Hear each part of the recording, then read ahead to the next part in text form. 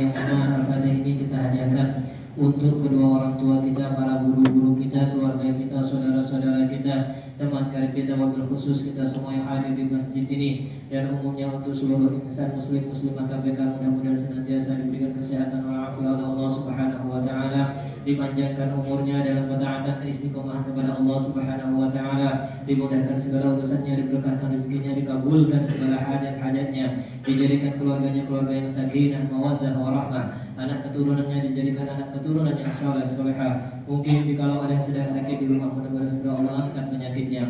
Jikalau sudah tiada, mudah-mudahan Allah ampuni segala dosa-dosanya, diterima segala amal ibadahnya, dan dijadikan kuburannya raudhah min riyadhil jinan. Ila hadhihi wa ala kulli niyatin salihah. Al-Fatihah. A'udzu billahi minasyaitonir rajim. Bismillahirrahmanirrahim. Alhamdulillahirabbil alamin. Arrahmanir rahim. Maliki yaumiddin. Iyyaka na'budu wa iyyaka nasta'in. Ihdinas siratal mustaqim. Siratal ladzina an'amta 'alaihim ghairil maghdubi 'alaihim waladdallin. Amin. Selanjutnya permohonan pembacaan surah Fatihah yang mana kita tujukan untuk saudara kita, abang kita, teman seperjuangan kita, almarhum Mas Muhammad Yoga Buana Dipta Ilafi, yang Allah panggil semalam. Mudah-mudahan Allah ampuni segala dosa-dosanya, diterima segala amal ibadahnya, diterangkan kuburannya, diluaskan kuburannya, dijadikan kuburan beliau raudhah min riyadhil jinan. Ila hadhihi niyah wa ala kulli niyatin salihah. Al-Fatihah. A'udzu billahi minasyaitonir rajim. Bismillahirrahmanirrahim. Alhamdulillahirabbil alamin. Arrahmanir rahim. Maliki yaumiddin. Iyyaka na'budu wa iyyaka nasta'in. Ihdinas siratal mustaqim. Siratal ladzina an'amta 'alaihim ghairil maghdubi 'alaihim waladdallin. Amin amin ya rabbal alamin. Selanjutnya kami persilakan kepada Dr. Ahmad Salawat Al-Sirah. Ya, terima kasih. Bismillahirrahmanirrahim. Assalamualaikum warahmatullahi wabarakatuh. Alhamdulillah wassalatu wassalamu ala Rasulillah, amma ba'du. Jamaah yang dirahmati Allah, tema tentang harta kekayaan intelektual atau hak kekayaan intelektual tentu adalah kajian kekinian atau disebut juga dengan fikih kontemporer, mengingat kita tidak menemukan jejak di dalam ayat-ayat Al-Quran ataupun hadis-hadis Nabi, wabil khusus dalam kitab-kitab fikih klasik 4 mazhab, kajian tentang hak kekayaan intelektual. Selama ini kita kalau belajar fikih muamalah, maka yang kita bicarakan terkait harta itu biasanya kalau bukan benda ya jasa. Sedangkan hak kekayaan intelektual ini sesuatu yang mungkin ya di masa lalu memang belum ada, abstrak dan tidak ada wujudnya juga. Sehingga yang jadi masalah begini jamaah sekalian.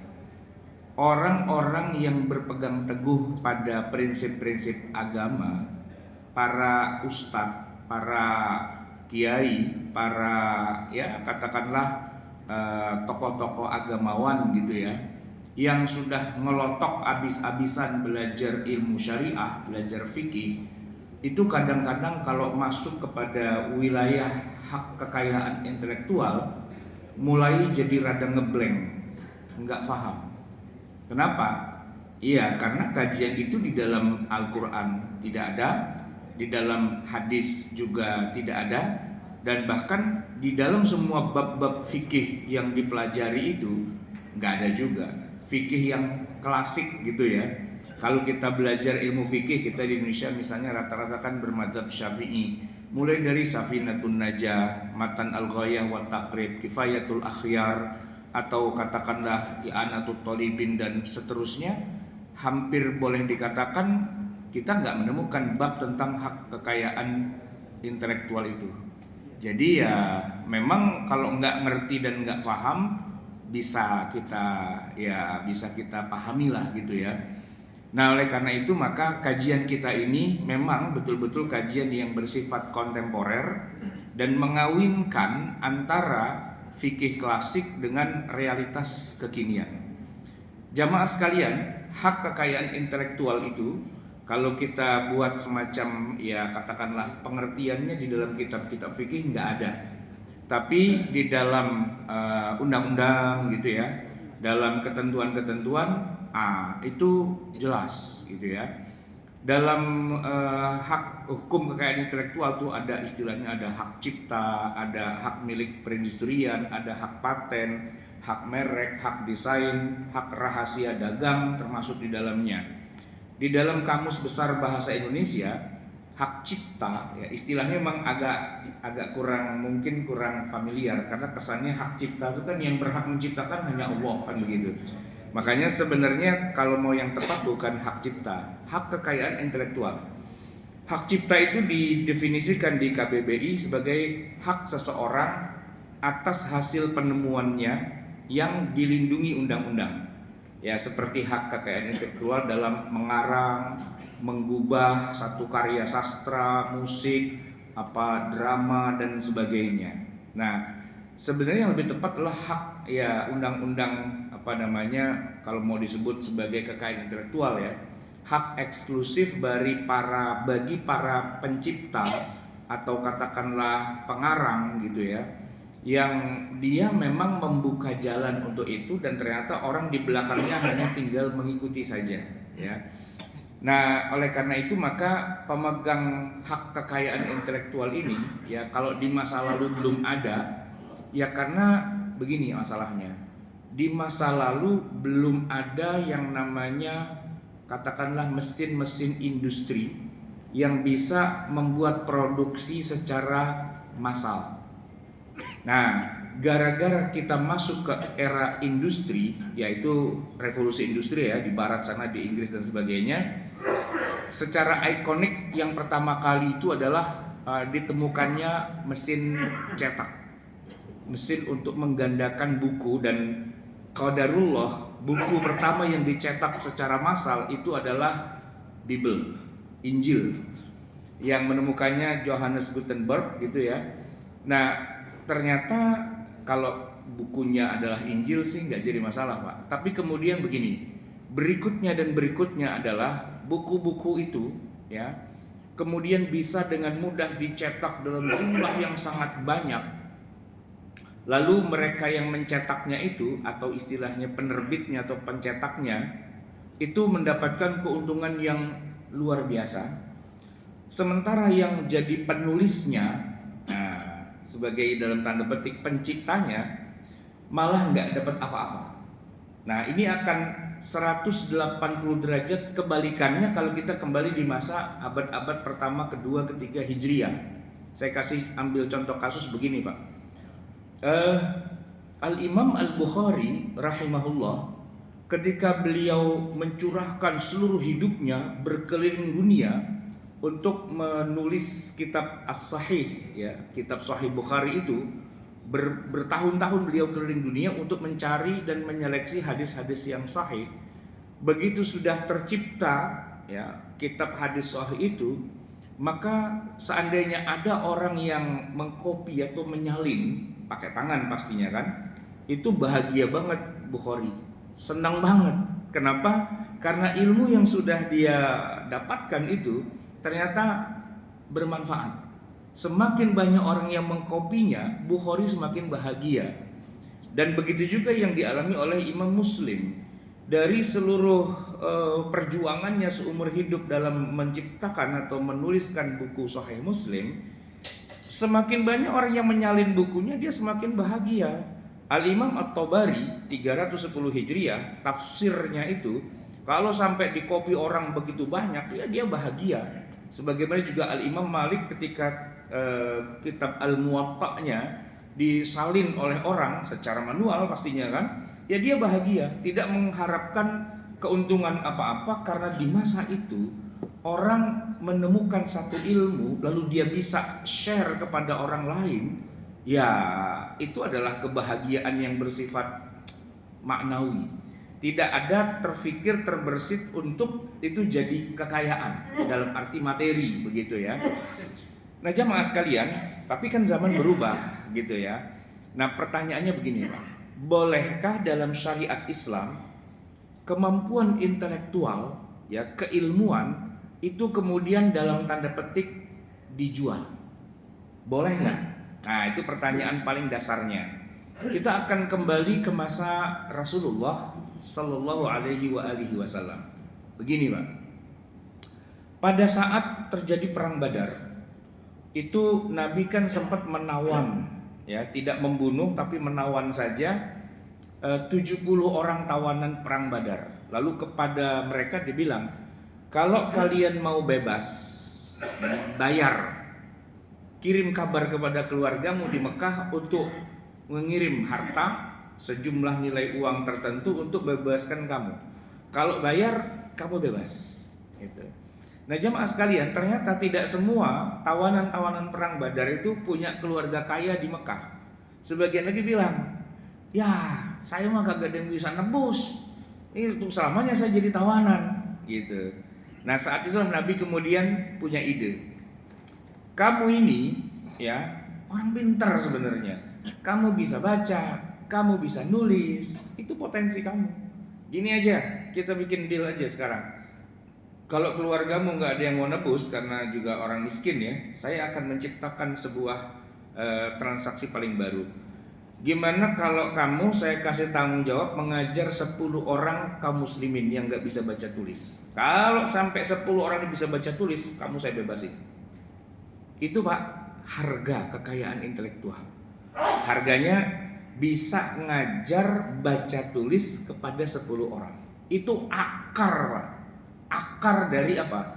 Bahwa kekayaan intelektual, jasa atau ilmu itu ternyata punya nilai jual, punya nilai harta tersendiri yang di masa itu belum terdefinisikan. Rasulullah lah yang kemudian mengajarkan hal itu. Dan benar, ya, 70, Pak. Kalau separuhnya bisa bayar, separuhnya nggak bisa bayar, 35 kan. 35 tuh ngajar kali 10 kan 350, pemberantasan buta huruf itu, Pak. Dan mereka mendapatkan gaji atau dapatkan upah yang itu untuk bayar dia bebas dan pulang dia ke Mekah, gitu.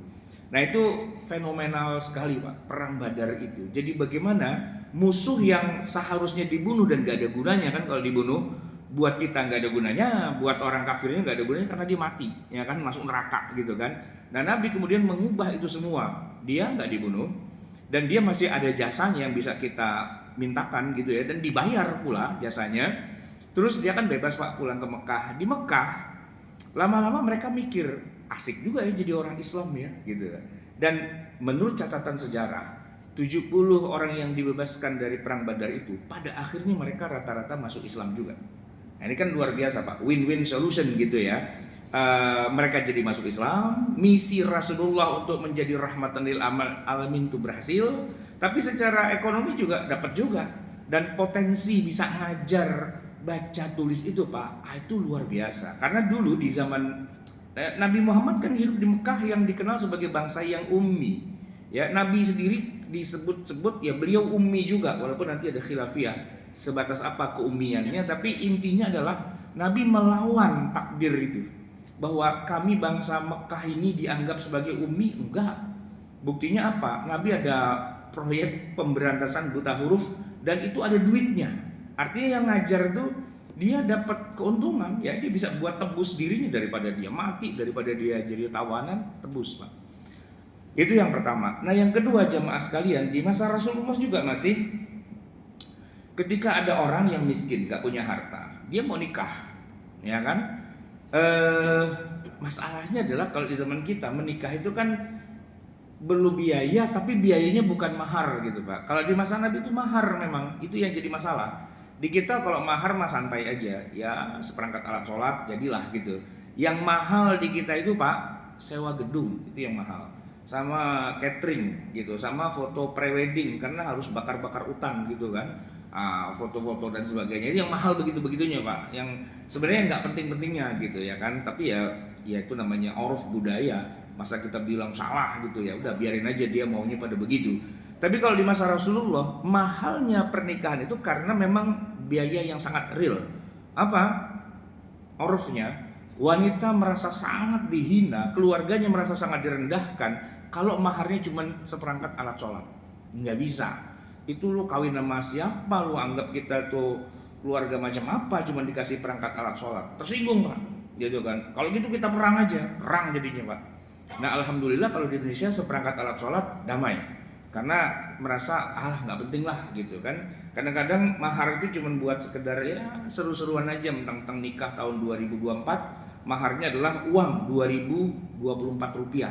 2000-nya gampang, 24 rupiahnya itu yang dia buat aneh-aneh aja gitu Pak, buat seru-seruan. Tapi apa bisa hidup dengan uang 2024 rupiah? Enggak gitu. Dihalalkan kemaluan wanita hanya uang 2024 itu kalau buat bangsa Arab penghinaan gitu. Makanya mereka bilang menikah boleh, tapi lu siap berapa duit bayar maharnya gitu kan. Nah tidak semua sahabat tuh orang kaya Pak, tidak semua sahabat.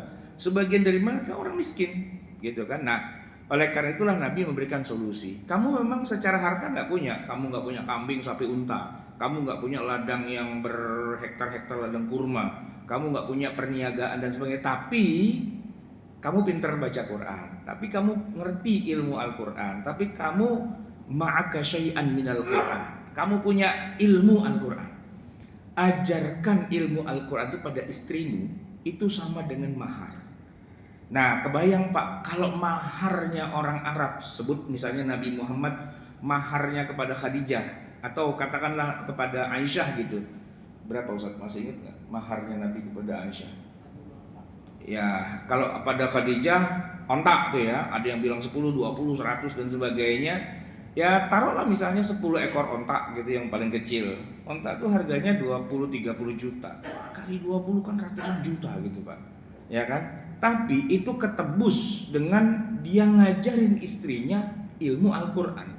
Ya kalau di kita sih ilmu Al-Quran paling cuma baca doang ya. Tapi kalau sebenarnya ilmu Al-Quran di masa Rasulullah itu bukan cuma baca. Karena kalau orang Arab masalah baca kan udah gak ada urusan.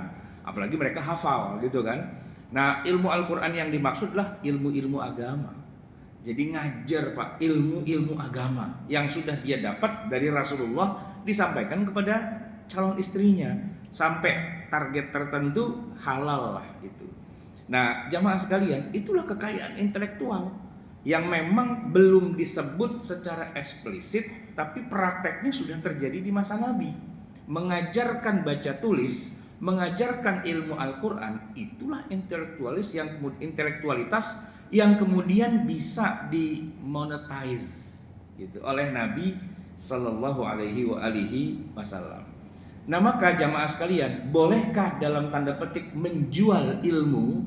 Ya kalau jual dalam arti yang negatif ya nggak boleh lah jualan ilmu, tapi mengajar ya kan, memberikan suatu ilmu pengetahuan kepada orang lain, itu luar biasa. Makanya Nabi dalam hadis mengatakan khairukum man ta'allamal Qur'ana wa 'allamahu. Orang yang paling baik di antara kalian adalah orang yang belajar Al-Qur'an. Ya kalau dibilang belajar Al-Qur'an berarti belajar ilmu-ilmu keislaman, wa 'allamahu dan mengajarkannya. Dan dibilang paling baik karena bukan masalah pahala Pak, tapi itu adalah bagian dari kekayaan intelektual. Nah, hanya saja para ulama di masa lalu belum lagi menjadikan monetize ini sebagai tren. Ya mereka lebih kepada ya ikhlas aja. Kalau khutbah Jumat nggak dikasih amplop nggak apa-apa gitu ya. Ngajar nggak dikasih honor nggak apa-apa, karena memang itu lebih kepada para ulama di masa lalu dia punya penghidupan sendiri dan seterusnya. Tapi jamaah sekalian, kemudian masuklah kita ke era industri tadi, ya kan? Di mana ilmuwan-ilmuwan di barat mereka ngerti dan paham bahwa para penemu itu ya katakanlah seperti Thomas Alva Edison misalnya gitu ya, atau katakanlah penemu fisika orang-orang yang menjadi ilmuwan dan sebagainya, ketika mereka ngajar di kampus mereka dapat duit. Dan kalau mereka menemukan sebuah teori yang baru, teorinya itu Pak, nah itu bisa selama memang tidak jadi industri, teorinya jadi ilmu biasa. Tapi ketika dia diindustrialisasikan, nah maka industri itu mendatangkan keuntungan, maka dibagi dan di-share lah antara yang punya modal, yaitu para yang punya pabrik gitu ya, dengan yang punya dasar idenya. Dan disitulah prinsip keadilan. bukan ngerampok tapi membagi. Jadi Pak, para penulis buku di negara-negara barat hari ini contohnya Pak, itu bisa jadi orang kaya. Ya, misalnya apa tuh yang buku tentang sihir-sihir itu apa namanya? J.K. Rowling yang jadi film itu Pak, film tentang sihir itu loh. Harry Potter dan sebagainya. Kaya raya Pak itu, kaya raya. Jadi penulis buku di barat itu bisa kaya raya. Sementara penulis buku Pak di Indonesia melarat. Melarat. Mekanismenya belum jalan gitu Pak. Belum jalan. Orang Indonesia itu tidak pernah mendapatkan pendidikan tentang hak kekayaan intelektual. Kalau buku ini bisa dibajak, kenapa nggak dibajak aja? Gitu. Dengan alasan ilmu itu punya Allah. Wah, gitu Pak. Kalau udah ilmu punya Allah, kenapa ilmu dijual? Nah, itu Pak. Ya kan? Sementara di barat sana, ya kan, para penulis, para guru besar, para penemu, ilmuwan, ya kan, yang menemukan berbagai macam teknologi dan sebagainya, mereka dihargai. Begitu ilmunya ini dipakai untuk industri, diproduksi secara massal, industrinya kaya raya dan penemunya dapat share-nya. Contoh nih Pak, intelektual kita di Indonesia nih Pak, Profesor Dr. B.J. Habibie almarhum, ya kan? Beliau hidup ya lumayan lah di Jerman itu, karena beliau punya hak kekayaan intelektual yang dihargai di sana. Kalau nggak salah dalam bidang metalurgi gitu ya, tentang kelenturan logam dan sebagainya gitu-gitulah. Nah, itu begitu ada industri yang menggunakan ilmunya lalu diproduksi secara massal, dia dapat share di situ Pak. Dapat share. Dan orang barat walaupun kafir, Yahudi, tengik dan sebagainya gitu ya, tapi kalau udah masalah ini hak kekayaan intelektual, mereka ngerti. Dan mereka akan dapatkan berikan itu haknya kepada orang yang ya dalam tanda petik penemunya atau yang punya katakanlah ide paling dasarnya Pak. Nah, saya kemarin lagi buka-buka Netflix gitu Pak, lihat ada sebuah film gitu ya, yang diproduksi berulang-ulang Pak, film Spider-Man. Diproduksi berulang-ulang, dari zaman saya kecil udah nonton film itu Pak, masih diproduksi lagi, dan terakhir dari beberapa perusahaan yang berbeda, mereka mempertemukan jagoannya Spider-Man yang versi A dengan jagoan versi B dengan jagoan versi C. Ketemu tiga-tiganya. Kok bisa gitu ya? Nah, saya nggak melihat alur cerita filmnya, tapi saya pikir begini, ini penemu Spider-Man yang pertama kali itu siapa ya? Kan gitu kan? Dan ternyata ada istilah waralaba. Pak, saya tahunya waralaba itu Pak kalau makanan franchise gitu. Kalau film waralaba tuh maksudnya gimana ya? Karena di Indonesia tuh nggak ada contohnya. Waralaba jadi awalnya kan komik Pak. Di sana di Amerika tuh ada DC komik, ada satu lagi apa namanya? Marvel gitu Pak. Jadi awalnya komik itu mereka bikin komik gitu kan dari buat anak kecil dan sebagainya, lalu difilmkan dan diproduksi, dibeli hak ciptanya itu oleh berbagai macam perusahaan film besar di Hollywood, ya kan? Ada masa kontrak kalau Anda mau bikin filmnya dari tanggal sekian, tahun sekian sampai tahun sekian. Kalau udah lewat nanti akan dijual lagi pada pihak yang lain, akan dijual. Makanya Pak, Superman itu Pak, itu yang main banyak banget orangnya. Dari Christopher Reeve ya kan, sampai yang terakhir yang Man of Steel dan sebagainya, itu udah lain lagi gitu kan. Itu ceritanya dia juga.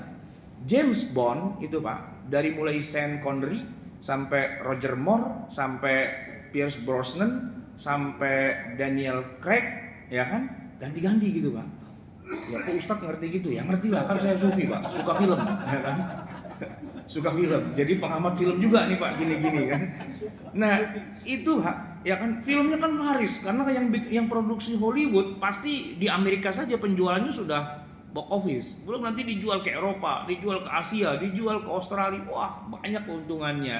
Nah ini Pak, yang punya karakter awal itu, Ian Fleming itu ya dia dapat gitu hak kekayaan intelektualnya, dia uncang-uncang kaki aja. Tapi karakter yang dia buat itu kemudian berkembang ke seluruh dunia. Dia nggak harus menuliskan ulang semua cerita itu, dia cuma bikin tokoh karakter dasar, si 007 ini kan, dengan tokoh lembaga rahasia Inggrisnya gitu ya. Itu karakter dasar. Jadi kalau kita lihat tuh di dalam judul film ada based upon gitu. Cerita ini didasarkan pada cerita ini gitu kan. Bayar itu Pak, gede itu nilainya gitu kan. Sesuatu yang ya di sana mereka sudah ngerti hukum dan sudah ada ketentuannya dan sudah ada alur-alur dan sebagainya, dan orang bisa hidup nyaman dengan 1-2 penemuan yang dia temukan lalu dia hidup enak gitu. Nah masalahnya Pak, di Indonesia hak kekayaan intelektual itu hilang. Saya punya concern gitu gara-garanya saya punya buku yang dibajak orang Pak. Baru saya ngerti. Tapi teman-teman saya sesama ustadz bilang bajak aja, kenapa? Kan ini milik Allah gitu Pak. Saya mulai dari begini Pak. Kitab Arab, bahasa Arab ya kan, yang beredar di internet itu kan banyak, ada Maktabah Syamilah. Itu kan ada penerbitnya sebenarnya Pak. Ada penerbitnya dan ada penulisnya. Oke lah kalau penulisnya orang zaman dulu, Al-Imam An-Nawawi itu hidupnya tahun berapa gitu ya, udah nggak ada pedulinya. Tapi, nah begini Pak, kitab-kitab yang udah ditulis di zaman dulu itu Pak, sebenarnya kitab itu udah hilang dari peredaran.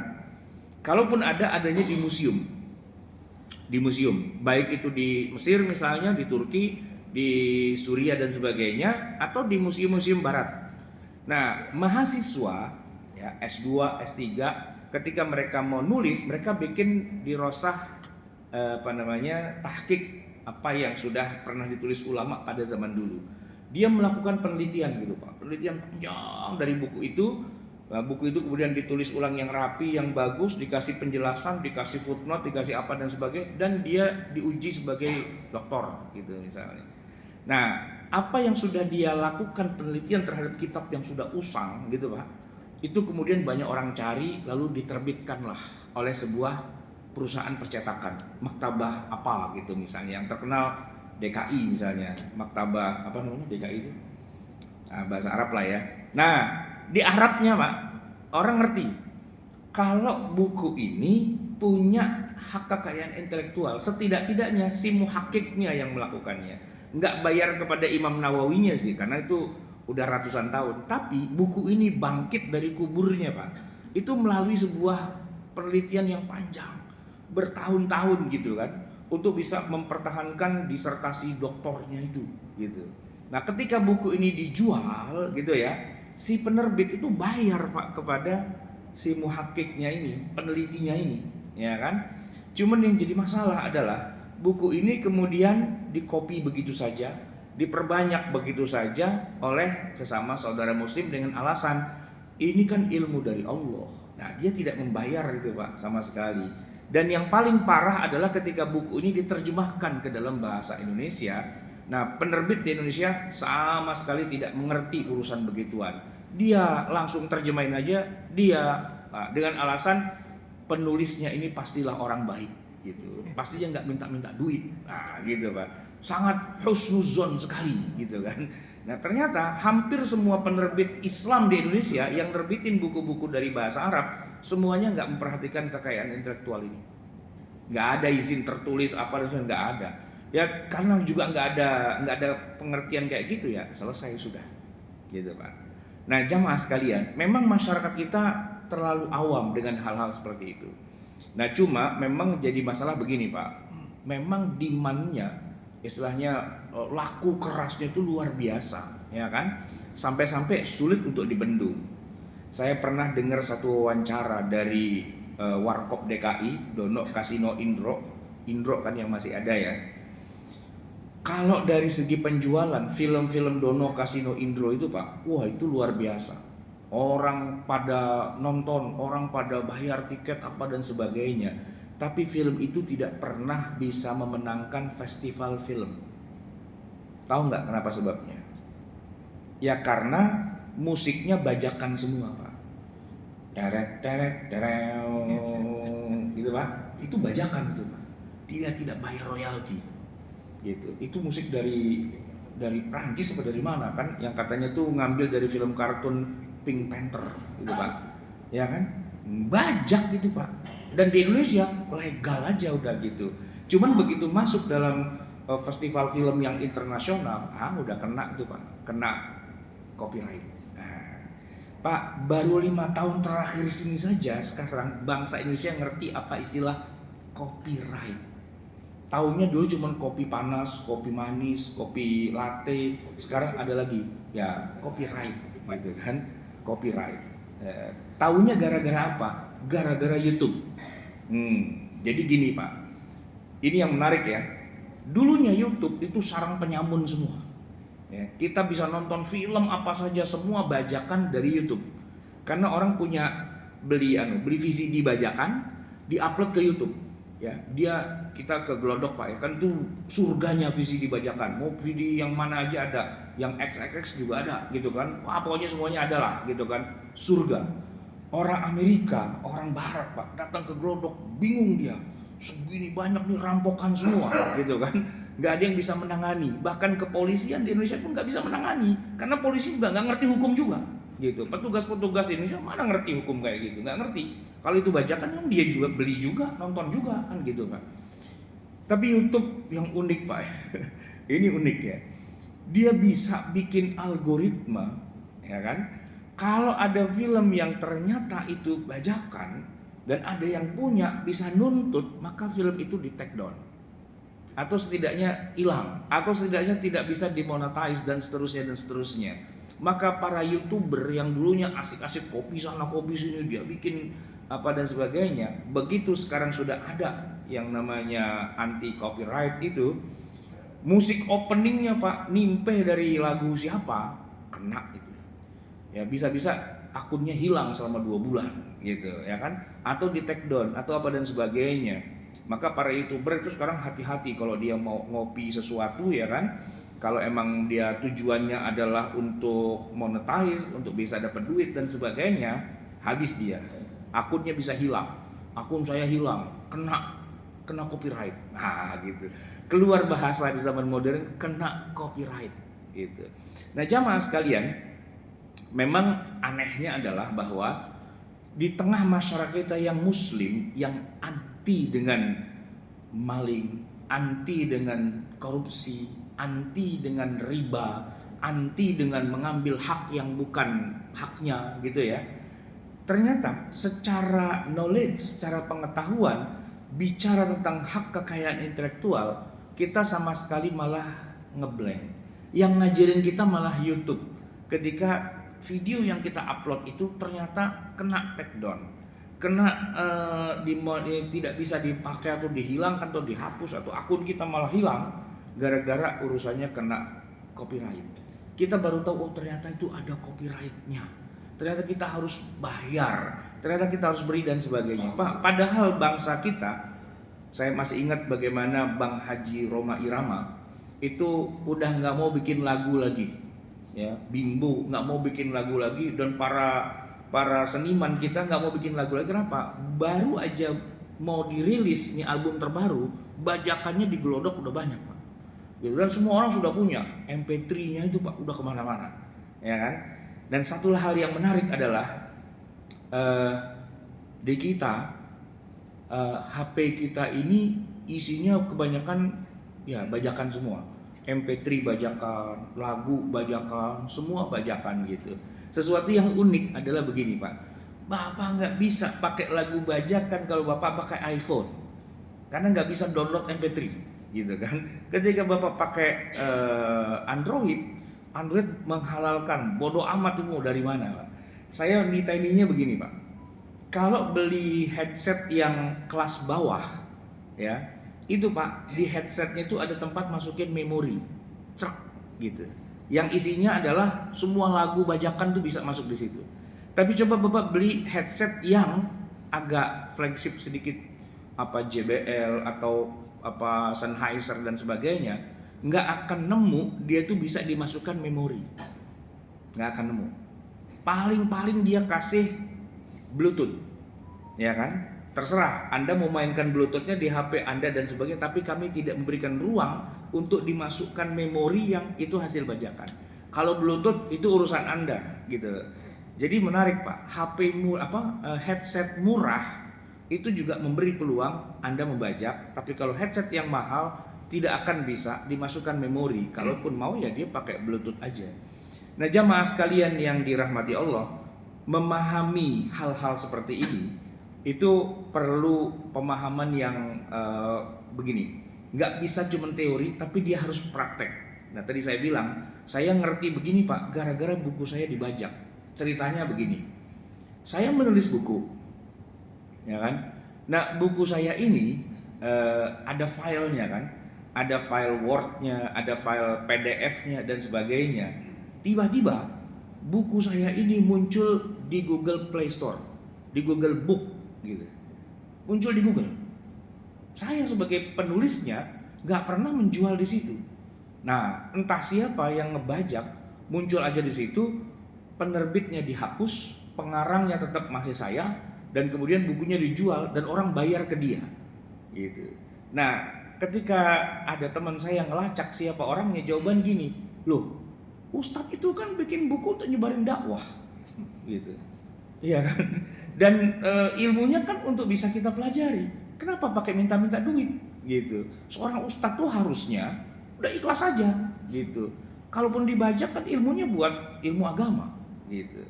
Jadi kita jawabnya gimana kan agak susah juga ya.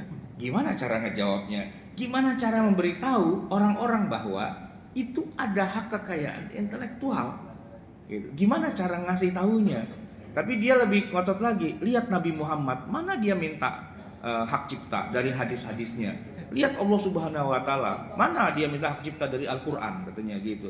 Ini baru cuman ustadz gitu aja pakai minta hak cipta segala. Gitu Pak. Kan saya jadi diem akhirnya. Ya gimana ya cara ngomongnya ya? Ini orang nggak paham kan, agak susah. Nah kalau dia orang awam masih mending Pak. Kalau dia ustadz juga, dia kiai juga, kan repot, gitu, ya kan? Nah, contoh nih Pak, ada sebuah buku bagus baru terbit di Mesir. Pasti di tengah-tengah kita sesama ustadz langsung bilang, ada PDF-nya nggak? Ada PDF-nya nggak? Gitu. Itu Pak, kalau dibilang ada PDF-nya, maksudnya ada yang bisa diambil dengan cara yang haram nggak? Gitu, ya kan? Oh, masa segitunya sih, katanya. Kan ini kan ilmu, katanya. Ya, gitu.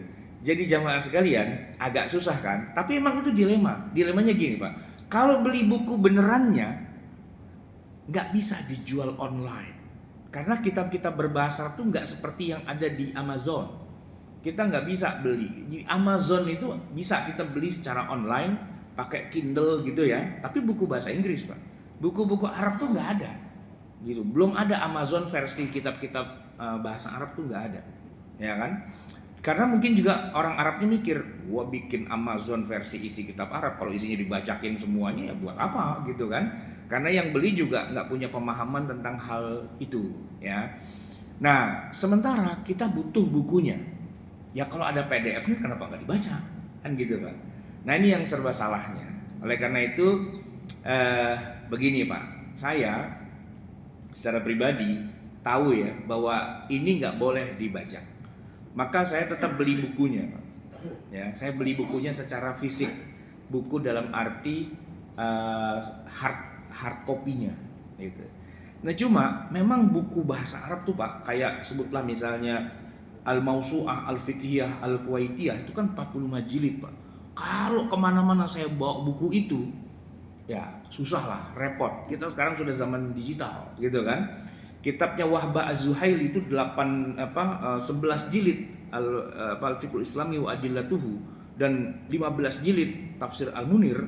Itu kalau saya bawa kemana-mana kan repot. Mungkin kalau taruh di rumah, taruh di rak buku, ya sekedar buat riak-riak dikit sama tamu bisa lah, sama buat pamer-pamer ke calon mertua gitu kan. Banyak nih kitabnya gitu kan. Tapi kalau untuk saya baca itu kayaknya agak sulit. Kenapa? Ya nggak bisa mobile. Saya butuh emang biar bagaimana pada akhirnya saya butuh PDF-nya. Nah begini Pak, yang saya lakukan Pak. Ini contohnya ya. Di Indonesia ini ada kitab tafsir yang sangat fenomenal. Ada dua, Al-Azhar, Buya Hamka dan Pak Quraisy gitu ya. Nah saya beli itu Pak, Al-Azhar itu. Ya kan tebel itu kan, ada 10 jilid isinya 3 juz. Saya butuh membawa buku ini kemana-mana. Saya scan gitu kan, jadilah file PDF, masuk nih di sini nih, tablet saya ada nih, ya kan. Tapi saya tidak bagi-bagi ke orang. Kenapa? Kalau saya bagi-bagi ke orang, berarti saya merampok gitu Pak, ya kan. Tapi saya beli bukunya baru saya scan. Dan ini buat saya pribadi, tidak boleh orang lain baca. Lu kalau mau baca beli sono gila kan gitu ya kan. Kalau mau baca beli gitu. Biar apa? Biar kita tidak mengambil hak orang lain. Karena dibalik dari terciptanya sebuah buku, wah ini cerita ngomongin buku Pak, itu ada banyak resources yang harus dikeluarkan, yang nggak bisa kemudian kita main copy begitu aja. Ada istilahnya modal orang yang harus dibenamkan gitu ya untuk terbitnya sebuah buku. Karena menerbitkan sebuah buku Pak, modalnya bisa puluhan bahkan ratusan juta. Dan itu nanti sudah dibagi-bagi, ada penulisnya, ada yang bagian editingnya, ada yang bagian penjualan, marketing dan sebagainya, kan banyak itu. Nah kalau kemudian buku dalam bentuk PDF-nya disebarkan, buku itu kemudian enggak laku, kita sudah zolim kepada orang-orang itu. Saya tahu itu karena saya mengalaminya langsung. Seandainya saya nggak mengalami langsung, saya juga akan bilang bajak aja, itu kan milik Allah kan gitu Pak. Nah itu jadi masalahnya Pak. Cuman, nah akhirnya saya begini Pak. Saya pun menerbitkan buku saya, ya kan, secara fisik dalam arti buku hard copy gitu ya. Nah cuman kalau mereka yang sudah beli buku saya kasih dia akses untuk baca PDF-nya, akses untuk baca PDF-nya. Tapi dia nggak bisa mengopi PDF-nya itu. Ya, jadi istilahnya gini, Anda beli buku saya kasih bukunya, saya kasih akses baca PDF-nya. Seandainya buku itu rusak atau mungkin ketinggalan atau mungkin hilang, atau yang paling sering Pak, dipinjam teman dan niatnya dari awal udah nggak mau balikin. Biasa tuh Pak ya. Pinjam buku tuh hanya orang bodoh saja yang kalau pinjam buku dibalikin, kata Gus Dur, ya kan? Dan hanya orang gila yang kemudian berpikir untuk mengembalikannya lagi gitu. Hanya orang bodoh yang meminjamkan buku pada orang lain, dan hanya orang gila yang kalau pinjam dibalikin gitu Pak. Nah, kalau udah hilang kayak gitu mau diapain tuh buku gitu kan? Tenang, Anda tetap saya kasih hak akses untuk membaca dalam bentuk PDF-nya. Nah, itu jaminan garansi saya. Tapi begini, Anda cuma saya kasih akses, saya nggak kasih file aslinya. Kira-kira kayak gini Pak, Bapak nonton di YouTube atau gini, Netflix. Nah, Bapak bayar Netflix ya kan, Bapak bisa nonton puluhan, ratusan, ribuan film di situ. Bisa nggak di-download? Nggak bisa Pak, nggak bisa di-download. Kecuali Pak, Bapak setel TV, Netflix, Bapak ambil kamera, lalu Bapak tembak di tempat. Nah itu bisa. Itu namanya ngebajak gitu ya kan. Tapi kalau Bapak punya Netflix terus cari menu mana yang bisa di-download ya, bisa di-download ya kan, tapi downloadnya harus pakai Netflix itu sendiri ya. Kalau Anda nggak punya Netflix nggak bisa ya. Kalau maling mau ngebajak ya bisa-bisa aja dengan 1001 banyak cara gitu ya, bisa sih kalau mau bisa. Saya juga punya tekniknya gimana cara ngebajak Netflix dan sebagainya ya. Setan sih ada aja caranya gitu kan. Tapi tetap aja yang namanya ngebajak itu sesuatu yang sebenarnya tidak dibenarkan dalam syariat Islam. Baik jamaah sekalian, terakhir nih ya, kenapa kemudian kita punya concern terhadap hal-hal seperti itu ya, tentang menjaga hak orang lain secara intelektual? Ya pertama karena Allah Subhanahu wa taala melarang kita untuk memakan harta sesama kita dengan cara yang batil. La ta'kulu amwalakum bainakum bil batil gitu kan. Nah kemudian yang kedua, karena di zaman kita sekarang memang secara kenyataannya yang namanya harta itu tidak terbatas pada benda-benda yang nyata ya, tidak kepada hewan saja atau tumbuhan atau kemakanan atau komoditas, baju, pakaian, peralatan, perabotan, tapi tadi ya sesuatu yang bisa diproduksi secara massal. Dengan massalnya itu maka si produsennya itu mendapatkan harta yang sangat banyak. Dan kalau hanya dia menikmati sendiri sementara penemunya malah nggak dapat apa-apa, ya wassalam lah. Di situ dia sudah zalim terhadap orang yang sebenarnya punya jasa besar untuk bisa memberikan dia modal apa yang bisa diproduksi secara massal itu. Nah, yang terakhir sekali Pak, waralaba. Merek dagang. Jadi begini, saya mengamati ini gara-gara kemarin kita banyak boykot produk-produk Yahudi gitu Pak ya. Uniknya adalah gini, ada salah satu pengusaha saya kenal, dia dulu memang jualan ayam, dia peternak ayam, ya kan. Terus dia bikin ayamnya itu ayam goreng, ayam apa dan sebagainya. Tapi kalau ngelihat tren gitu Pak ya, ini ayam saya ini kalau dikasih merek yang terkenal sekali, yang mendunia, pasti akan lebih banyak terjualnya. Ayamnya ayam sini Pak, ayam Indonesia, bukan ayam Amerika, tapi dikasih merek Amerika, ya, dikasih merek Kentucky, ya, fried chicken, ayam goreng Kentucky, mereknya doang Pak, ayamnya nggak pernah ke Amerika, nggak pernah, ayamnya ayam Indonesia, yang beternak orang Indonesia, yang nyembeli orang Indonesia, ribuan karyawannya itu orang Indonesia, Muslim semua, gitu kan.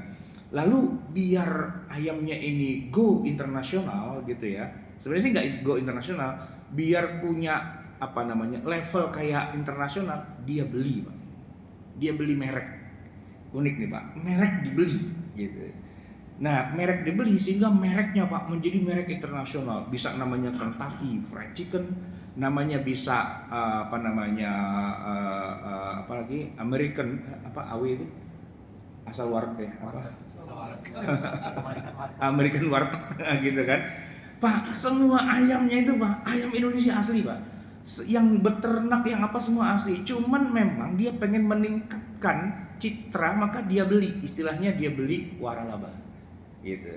Karena kalau fried chickenan yang di pinggir jalan Pak tetap aja nilainya jelek gitu kan, artinya tetap grade-nya di bawah, dia beli gitu.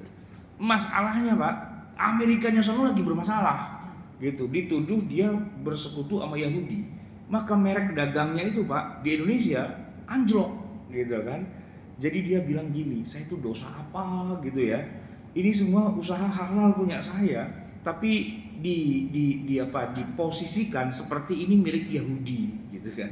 Padahal semua karyawan saya nggak ada yang Yahudi, semuanya Muslim gitu kan, cuman dikonotasikan. Nah itu kan perang dagang Pak, perang merek gitu sebenarnya, ya kan. Nah itu yang terjadi ya, menjadi unik Pak. Saya kemarin ke Singapura gitu ya, ngelihat sepatu kelas internasional gitu Pak. Ternyata itu Cibaduyut, itu Tangerang, itu Indonesia, ya kan. Di sini diproduksi dengan harga murah, dibawa ke Singapura, dibawa ke Italia, jadi merek-merek internasional, harganya naik 10 kali lipat, 20 kali lipat. Itu tas yang bermerek tuh yang ada di mall-mall yang gede kayak Plaza Indonesia, Hermes apa segala macam, itu ternyata kulitnya kulit kita juga ternyata. Dan kita bisa memproduksinya juga, cuman karena mereknya merek Italia, merek-merek yang antara tulisan kan bacaannya nggak sesuai, Louis Vuitton gitu, katanya bacanya Louis Vuitton, gitu kan. Pokoknya kalau antara tulisan dengan bacaan itu nggak sesuai, itu mahal, gitu Pak, gitu kan. Itu padahal kulitnya kulit Indonesia juga gitu, sepatu Adidas itu Pak, kan bikinan Tangerang gitu, tapi mereknya dikasih merek itu. Nah mereka beli, ya bukan beli merek, mereka beli barangnya di kita, dikasih mereknya dia, dan harganya jadi naik. Itu kan hak kekayaan intelektual. Maka ada bursa jual beli merek gitu. Mereknya, yang dilihat tuh mereknya Pak, bukan lihat barangnya lagi, trennya aja yang kelihatan gitu kan. Nah itu di zaman modern tuh kejadian, ya kejadian. Sama Pak, antara Toyota gitu, Bapak kalau beli mobil, mendingan mobil Jepang Toyota apa beli mobil buatan Indonesia Pak? SMK, pasti beli Toyota Pak. Kenapa? SMK emang ada mobilnya, paling juga rusak di tengah jalan, gitu kan Pak, di tengah jalan pasti begitu. Kenapa? Karena kalau namanya Toyota itu berarti buatan Jepang asli Pak. Saya minggu lalu ke Jepang Pak, saya nyari Innova Reborn di Jepang nggak ketemu Pak. Toyota Kijang itu di Jepang nggak ada. Saya bilang, loh Toyota Kijang itu kan mobil Jepang gitu. Orang Jepangnya bingung, nggak ada. Kalau Toyota ada, tapi kalau Kijang nggak ada gitu. Ternyata Pak, Kijang itu kerjasama Indonesia Jepang, gitu. Di Indonesia Pak, ribuan karyawannya tuh Pak di mana namanya di Cikarang dan sebagainya itu orang Indonesia semua. Kita Pak, bangsa Indonesia bisa bikin mobil, tapi kalau dikasih merek Cibaduyut gitu Pak, mobil merek Cikarang nggak ada yang beli Pak. Pasti bilang pasti besok rusak nih gitu Pak. Tapi kalau dikasih merek Toyota, semua orang beli Pak, gitu kan. Bahkan dikasih merek Toyota sama Daihatsu saja itu udah beda Pak, ya kan. Daihatsu Xenia dengan Avanza Toyota, itu udah beda Pak, gitu. Padahal pabriknya itu juga Pak, gitu loh. Saya kemarin Ramadan buka puasa di pabriknya mereka tuh di Cikarang. Saya tanya, yang Avanza pabriknya mana? Ini Pak. Yang Xenia ya ini juga. Terus bedanya apa? Sebenarnya sih ya Sama aja sih Pak katanya, cuman kita kasih merek aja. Begitu kasih merek berbeda, harganya jadi beda. Oh gitu. Ya sama kita kasih variasi-variasi sedikit lah gitu. Yang ngerjain orangnya sama. Ya sama lah karyawannya semua nih. Yang lagi ikut ngaji buka puasa, ini dia karyawannya yang pada bikin-bikin Avanza, yang pada bikin di sini semua gitu kan. Cuman beda merek Pak. Nah kita sebagai orang awam, sebagai pembeli, dikasih brand yang berbeda, kita udah langsung beda Pak. Dulu saya berpikir iPhone itu Pak dibikin sama orang Amerika yang pinter-pinter gitu Pak. Kemarin saya dengar teman saya pulang dari Cina, ternyata iPhone dibikin di Cina gitu. Padahal kita tahu handphone Cina itu jelek gitu. Sekarang iPhone dibikin di Cina. Ini Cinanya jelek apa iPhone-nya jelek atau gimana? Iya kan? Nah, dia tetap pakai merek iPhone walaupun dibikin di Cina, industrinya di Cina. Kenapa? Karena yang punya iPhone tuh nggak mau bikin di Amerika. Kenapa? Kosnya mahal. Gitu. Kalau dia bikin di Cina, harganya lebih murah, kualitasnya bisa dibikin sama. Cuman pabriknya di Cina. Nah, kalau seandainya iPhone mengganti mereknya menjadi Huawei, nah itu harganya turun, Pak. Gitu. Dulu saya juga lihat di Mekah tuh ada merek gede banget, Pak. Aiwa, zaman segitu, Pak.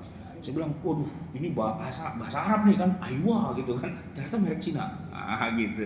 Jadi merek itu Pak penting untuk buat perdagangan gitu kan. Nah itu terjadi hanya di zaman sekarang ketika orang jual beli itu sudah ngandelin pada mereknya. Orang merasa lebih nyaman kalau pakai merek ini daripada merek ini. Sama Pak, dalam dunia pengobatan kan gitu. Obat generik dengan obat bermerek, orang lebih mau beli obat bermerek. Padahal itu juga kata dokter, itu juga barangnya.